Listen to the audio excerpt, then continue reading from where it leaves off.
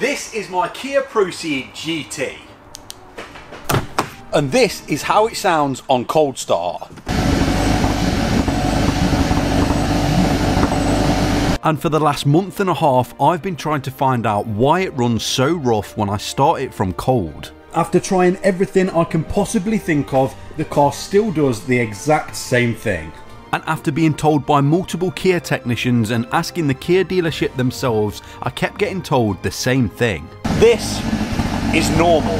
Now I don't know if it is normal or not, but what I do know is I'm trying to swap my way up to a supercar, and if I don't move this car on, I'm going to be stuck with it and risk my entire plan to succeed. So now, I think it's time that we get this car up for swaps and just see what we get offered. So, with nothing mechanically left to do to this car, I think we should just get it looking the best it can be, get some pictures of it, get it up for swaps and just chance what we're going to get offered. Of course, I'm going to mention that this car does run rough on cold start. I guess everyone knows by now, but I'm not going to lie on an advert just so the next owner knows exactly what they're getting themselves in for. But in all fairness, this car is absolutely perfect, except on that initial cold start. It drives amazing, there's no knocks, no bangs, heated leather seats, heated steering wheel. It is a really, really nice car. And whether we get offered something of more value or the same, at least we can move this car on and start with a new project. Well, I guess I better make a start by trying to make this car look somewhat presentable so we can go out, get some good pictures of it, get it online in hopes that we get offered something as good, if not better. So, the car needs a wash, it needs a good hoover, so I better make a start.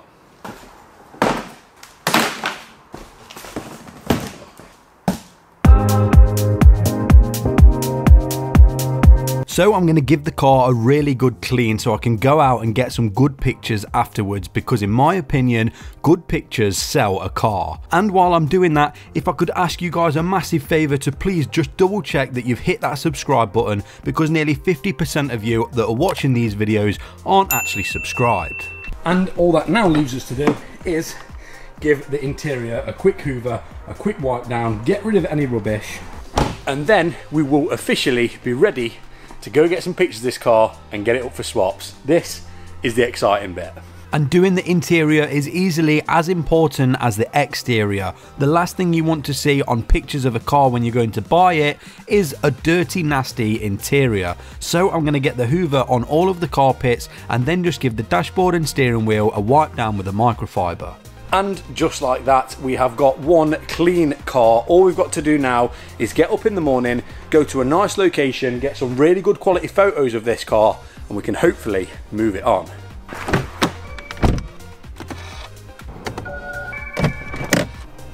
And although this car has been some serious stress for me, it has really helped grow the channel and also my mechanical knowledge. But now it's time for me to get some photos of this car ready to put it online. Well, we've had our ups and we've also had our downs with this car, but now it's time to get it online and actually say goodbye. So I'm going to get home and make sure that I upload all the pictures of the car and give a nice description on all the details that a buyer would want. Right, now that's online, we just have to wait a little while and see what people comment and what people offer. But then shortly after actually uploading this car to the swap site and announcing that it was up for swaps, I got a message and I decided to give the owner a call because he was offering me a car that I don't think I can say no to. I just got off the phone to Nathan, who actually owns NJW Breakers, and he was the one that actually lent me the smoke tester to try and diagnose this car. He has just told me he's got a car that he was debating breaking but is almost too good to break, and he says he's just looking for a daily that he can drive around in and use over winter, and he says he's happy to swap. The only issue is the car that he's willing to swap me for has no MOT and he's never actually driven it himself. So I guess we're taking a little bit of a gamble, but if the car does work and we can get it back up to a working condition, it'll be worth at least £3,000 to £4,000 more than this Kia Ceed GT. I think I'd be a little bit stupid not to take this offer, and when you guys see the car, I think everyone is going to be very shocked. This is by far the best one yet. Well, I've got both spare keys, the logbook is in the car, I guess let's go and swap this Kia Ceed GT for the next car. So after about a 40-minute drive to Leicestershire, it was time to actually see the car for the first time, and it's safe to say it was looking a little bit tired. Okay, we are just about to turn up and see the new car for the first time. I am really excited for this one. It's also been abandoned for the last 3 or 4 months, I think, so it's in a little bit of a sorry condition, but that means that we've definitely got our work cut out. It's there. Oh, this one's gonna be so good. This one's gonna be so good. Look at that. Like, how have we got here from that Astra? That is mental. Right, let's go speak to Nathan's uncle. Well, this is the end of the road for the Kia Ceed GT, and the car we've swapped it for is literally around the corner, and I don't think anyone is going to be ready for what I'm going to show you. Unfortunately, Nathan isn't here, but I'm going to quickly give him a call and ask him why he wants the Kia and, well, what he's going to do with it. Right, let's give him a call and we'll see what he says. Hello? Nathan, you are currently on camera, mate. Alright, buddy. How are we? Basically, I want to know what your plan with the Kia is, pretty much. Why do you want to swap me, what you've swapped me for the Kia Ceed GT? Well, basically I just need, I need a day really, just to get about in. It'll be a nice little day for the time being, until I decide what I want to do with it really. Nice and cheap, it's got a bit of boat to it, can't really boat really, can you? Yeah, and the car that you've obviously swapped me for is currently not roadworthy, is that right? Yeah, so I brought it thinking I was going to fix it up, but due to time and stuff I just haven't had the time for it, so at the end of the day it's better off going to someone else and me getting around with another car than me keeping it really, because it just all comes down to time for me really. And you know about obviously the kind of misfiring on cold start of mine, yeah? Yeah, 100%, yeah. You happy? Yeah, I'm happy with the deal. Right, the recovery guys here will show the camera the new car and I'll let you crack on with your work, mate, alright? Happy days, brother, enjoy it. Nathan, top man, see you soon, mate. Thank you, bye-bye, bye-bye. Bye-bye. That is it, the deal is done and we have the new key.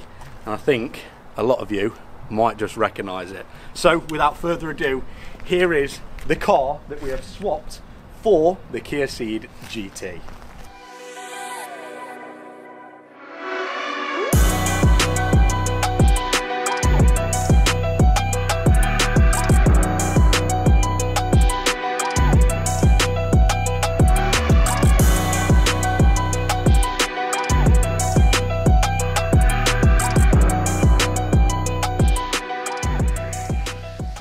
A 2011 Volkswagen Scirocco R. Now, I don't get how we've got here from the Astra, but you probably noticed this is a little bit of a sorry state. It's been left here for probably the past 4 months, unloved. It's got no MOT. It needs a really good wash, but it's DSG, and yeah, I think we've got a lot of work to do. But for now, the recovery truck's here, so we're going to get it home and we'll have a proper good look round. So the only thing left to do now is just get this Scirocco loaded up on the recovery truck. And I just want to give a massive thank you to Jams Auto Centre and Recovery for getting this done for me at a really short notice. Now it's time to get it on the truck and actually get it home and have a proper good look round for the first time. It's safe to say I definitely think we've got our work cut out.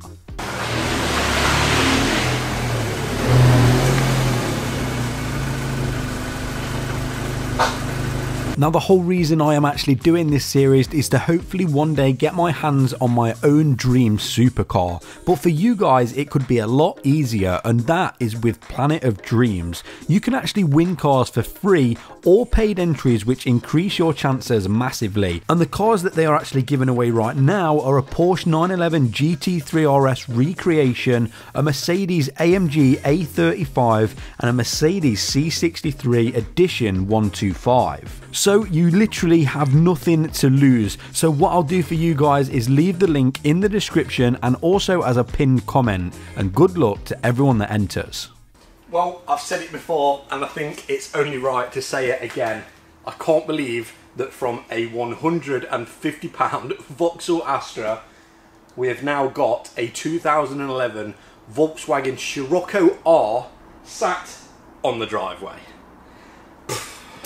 And to make things even better, this isn't just your standard ordinary Scirocco R. The whole reason why it never got broken for parts is because the mileage is pretty low, which we'll get to soon, and also the spec of this car was simply too good to break for parts. And when I talk about spec, I'm talking a DSG gearbox, I'm talking heated leather seats with the R logo embroidered, and I'm also talking about a panoramic roof. This, back in the day when it first came out of the factory, would have been a pretty high spec Scirocco R. And another great thing is this car has only done 103,000 miles. In here, as you can see, we've got the heated seats, we've got the DSG flappy paddles, which I may just have to change these horrible blue ones. We've got auto headlights, we've got the panoramic roof, which is a lovely, lovely feature for one of these cars. This is an aftermarket unit, but we also have a screen in here, armrest. This is one hell of a car. Not only that, we actually also have genuine Audi RS3 alloys on here. These are genuine, with them being stamped with Audi Sport, and I've been told that these can apparently fetch £700 to £800 in good condition. And I am still not done, because this car actually has the factory xenon headlights. Another amazing factory option, and it has the LED running lights as well. All of that plus a 2-litre TFSI engine, this being the CDL, which means it has the KO4 turbo found in the Audi S3, the Mark 6 Golf R and the Mark 6 Golf GTI Edition 35, a highly tunable engine. And another great thing about this car is you've probably noticed the massive induction kit that is bolted in the engine bay. And you've probably heard earlier in the video how loud this exhaust system is. With a quick look through all the paperwork that this car came with, it's pretty easy to understand why the exhaust's so loud and why that intake is so big. And that is because this car is already stage 2. We have a dyno printout here, and it is made 342 horsepower. So it's safe to say I'm pretty excited to drive this one. This is by far the fastest car that I've had in this series so far, and the good news doesn't stop there. We have also got proof that the timing belt has been done, and also the high pressure fuel pump has had a service. We've got a bit of MOT history, which, well, that's the reason I've got my hands on this car, but we'll get into that a little bit later in the video.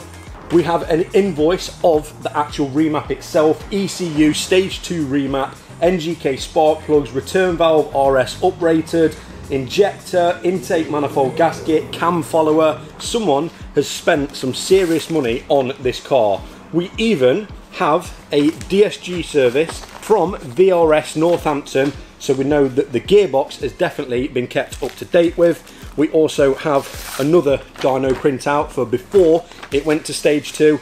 We literally have so much paperwork with this car, which is really, really good. I think I found in here about 3 DSG services, so at least we know the gearbox should be pretty spot on. And in the service manual itself, we actually have full service history up to 89,000 miles. We have a DSG rebuild oil and filter on the DSG. That was at 96,000, and on the dashboard it is telling us that this car is due a service. So I think it's safe to say this car is full service history as well. So with all them good points about the car, you're probably wondering how I actually managed to swap it for the Kia. Well, this is where all the bad points are going to start revealing themselves. This car has no MOT, and the last MOT that it went for, it failed quite miserably. And on that MOT, we actually have 7 majors, which is definitely not good. The first of which is near side headlamp aim too low. Headlamp level sensor broken. So that refers to this headlight. I don't actually know what is going on with this, but of course that has failed on the MOT, and that's something we're going to have to take care of. The next one is actually to do with the number plate bulbs. So if we actually turn the ignition on and turn the lights on, I'm going to assume that one of the bulbs is not going to be working, which in this case, none of them. The next one is actually to do with the exhaust, and it says the exhaust catalytic converter is missing where there was a standard one fitted. But after speaking to Ampy, apparently this car has got a sports cat, and the reason that it failed is because the emissions, which is another advisory on the MOT, exhaust emissions likely to be affected by an exhaust leak. So it's got an exhaust leak that we're going to have to find out where it's coming from. And then we have a front passenger wheel bearing has excessive play, and then we have a rear passenger wheel bearing rough when rotated. So it looks like it's going to need 2 new wheel bearings on this passenger side. And last but not least, we have the offside rear service brake excessively binding. So that could be a sticky caliper, or it just may need some pads and discs. But I guess we won't actually know how much work this car is going to need until we start working on it. So I think it's best for now to start a list on the whiteboard of everything that this car is going to need to get past its next MOT, so we can actually drive it for the first time. And that concludes everything that this car needs to get through an MOT.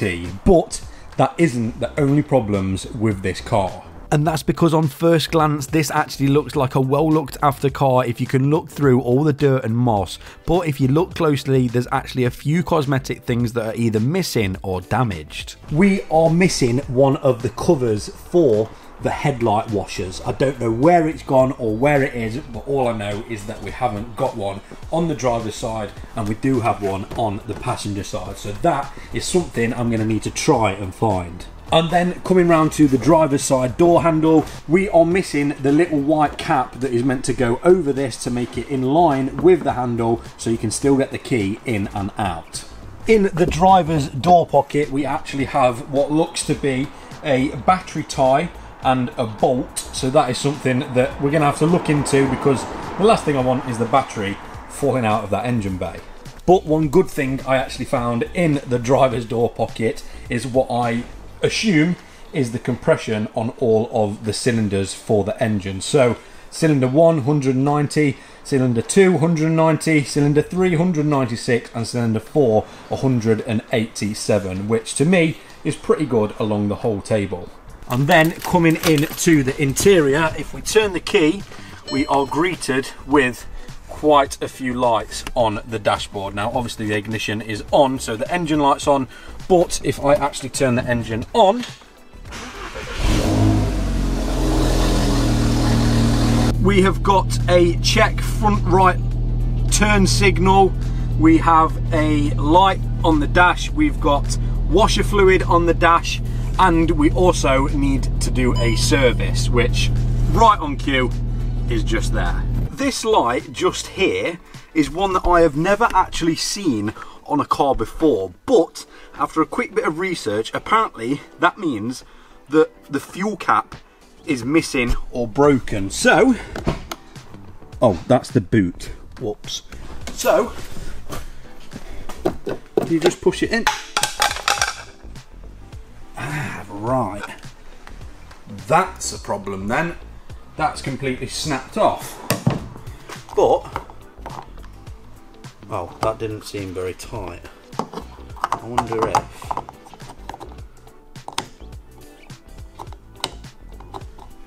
does that light now go away? Okay, we are definitely going to need another fuel cap or glue that back on some way or another. I think it's probably best if we get a new one, if I'm honest. But that should be that light gone off the dashboard. How does this even... Right, we'll leave that like that for now. And I'm hoping if we start the car, I'm not actually sure why that light is still lit up. I really don't know. I guess if anyone has had that before on their Scirocco or Golf or anything like that, then yeah, let me know, because I'm not sure. So I guess I better add the rest of them things wrong with this car to the list so we don't forget to get them sorted. And I've got to be honest, it really does feel nice and refreshing to have a brand new whiteboard full of jobs to take care of, and I honestly cannot wait to get stuck in to getting this Scirocco back on the road, because this one I am seriously excited to actually drive for the first time.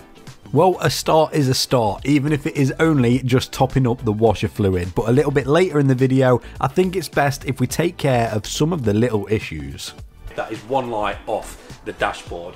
But before I tackle any jobs on this car, I refuse to actually touch it in the state it is in. It has got moss growing around the Volkswagen badge. We've got dirt from where the number plate should go. We've got moss and, well, whatever this is on the back. I don't know if it's mould or... yeah, that is just nasty. So I think a good place to start with this car is getting it professionally valeted by someone that knows what they're doing. So I've decided to call in Dean from Dean Clean Detailing to give this car a well and truly deserved wash. He's going to decontaminate the whole car and make this thing look brand new. We have got dirt, we have got mould, we have got more mould, we've got the remnants of a bird's arse, we have got whatever this stuff is on the roof. I'm guessing it's like tree sap and dirt and mould. Even more mould, we've got dirty alloys, we've got even more mould on the back, and the interior doesn't get much better because we have got a ecosystem growing on this door sill. We have a spider web just there, and we have a very, very dirty interior. I guess this is exactly what happens when a car lives on a farm untouched for about 4 months. So let's let the professional get to work. I think we can all agree that this one is going to be a pretty satisfying transformation, going from a car that's been abandoned to one that looks brand new. As you can see, this car is covered in dirt, mould and nasty grime, and the interior doesn't get much better. But Dean is going to get this car to the best standard it can possibly be. So he's going to start by going around the car with a citrus pre-wash. This helps to actually break down any of that dirt that's stuck to the car to make it easier for the pressure washer. Now he's going to go around the entire car with a nice good layer of snow foam. This is going to help break down and drag some of that dirt down to the bottom of the car so you don't contaminate the paint up the top.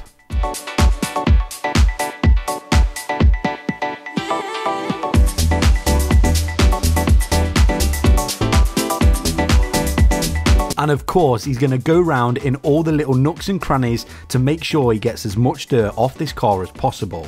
Which, there was a lot.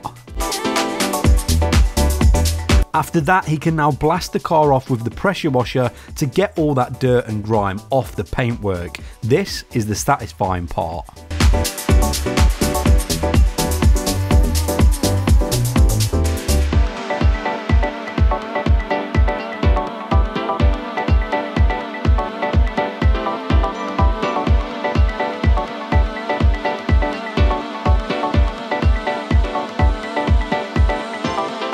And now that most of that dirt is off the paintwork, Dean can actually go round and perform a hand wash. With most of the dirt now being off the car, this minimises any risk of actually scratching the paintwork.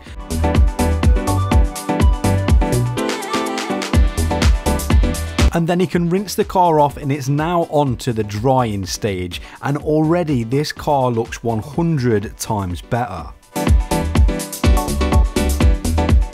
But he isn't done yet. He's actually going to go round with an iron fallout remover to get rid of any of that carbon that's stuck to the paintwork. This really made a huge difference.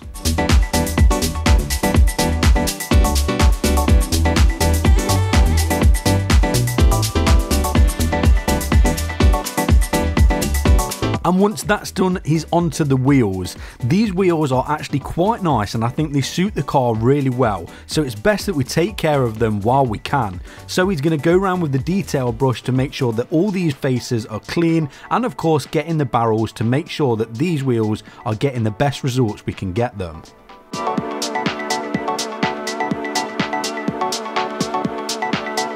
And now it is on to the dreaded interior. Obviously this car has been on a farm, so there is loads of dirt in the passenger footwell, but this is no problem for Dean, so he's going to go around the whole interior, hoover it all out, even actually take the carpets out and drill brush them himself. We also noticed some of this horrible mould on the passenger seat belt, and Dean is going to now steam clean that and the seats. And although I've brushed over this like it was just 5 minutes worth of work, this was 4 to 5 hours of a deep clean and a seriously good detail by a very good professional. There is definitely a difference between do it yourself at home and actually calling in that someone that does this as a profession.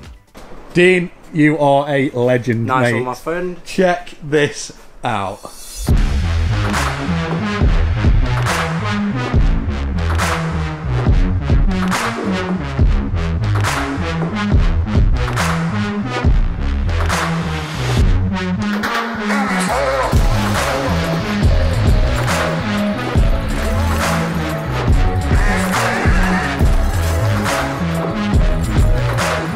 What an insane transformation this Scirocco has just undergone.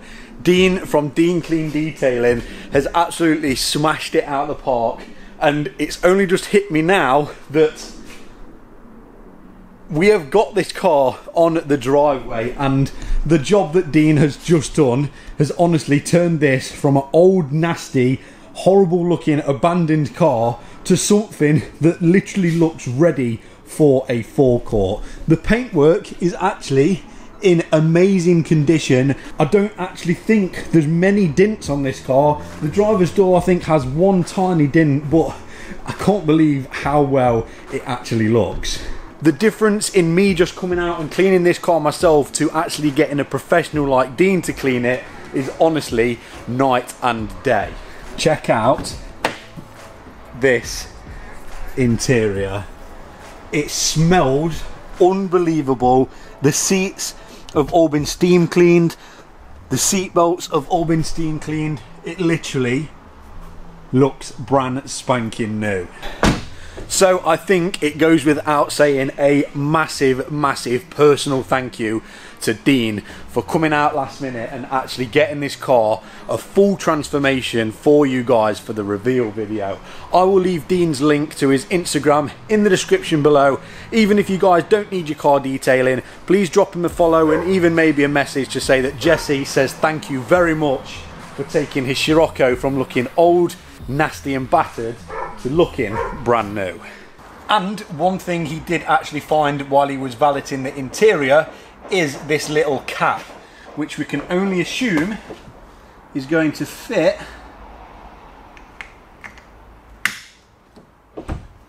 just like that. And that is another little job that we can tick off the board. And as much as I would love to get the tools out and start cracking on getting this car back on the road, I've got to get this video out because I want you guys to see this new car that we have swapped for the Kia. So that's all we've got time for in this video. If you did enjoy it, please like, comment and subscribe. I'll see you guys in the next one. Peace. You wear a hat, they call dad. Me, I'm the dad in a hat. You just like clubbing and clothes. Me, I like afternoon naps. 3, I be missed for the road. My oldest like counting racks. My middle one, she's in a dirt bike. My youngest is just like a mama. The mama loves me and I love her, so if she wants something, it's never about